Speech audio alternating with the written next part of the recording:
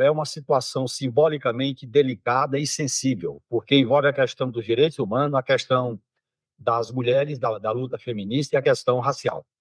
Portanto, eu acho que o governo tem que conversar e aplicar aquilo que ficou como paradigmático, aquilo que ficou como uma referência no início do governo Itamar, na época da CPI dos anões de orçamento. Tinha uma denúncia que envolvia o Argrive, que era o chefe da Casa Civil.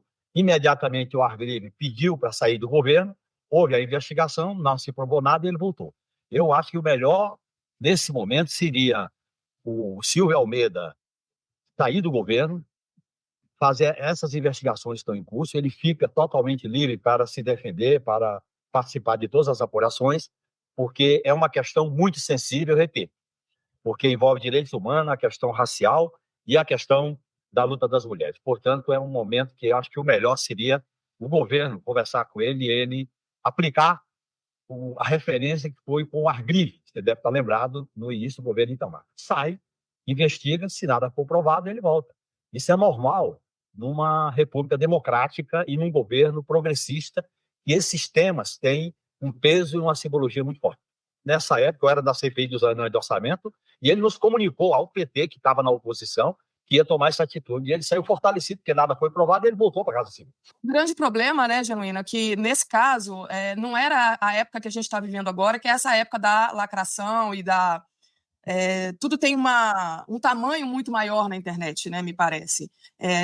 Ele se afastar agora, o Silvio Almeida, o mal, digamos assim, está feito, né? E eu estou falando do meu lugar de fala de mulher, onde todos os locais que eu já frequentei na minha vida, eu fui vítima de assédio em 90% dos lugares que eu estive, na faculdade, em locais de trabalho. É muito comum a gente ser vítima de assédio. Então, assim, eu não estou dizendo que não aconteceu e eu não tenho nenhum elemento para dizer que aconteceu, mas só trazendo esse pequeno detalhe, a gente vive num mundo que é tudo muito amplificado, né?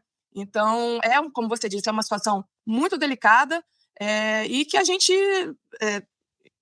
mesmo ele se afastando, a reputação dele está manchada. Talvez esse tempo exija que a gente seja mais ousado, mais ofensivo e, vamos dizer assim, expor as verdades ou a verdade e batalhar por isso. Eu sei que quando se destrói reputações é barra pesada, é um modelo de tortura e a gente tem que enfrentar. Às vezes você não tem uma vitória imediata, mas é melhor do que ele ficar, no meu modo de entender, sair e se defender e, se nada for provado, voltar, do que ele ficar sendo moído, como tende a acontecer através do que se chamou aí de lacração.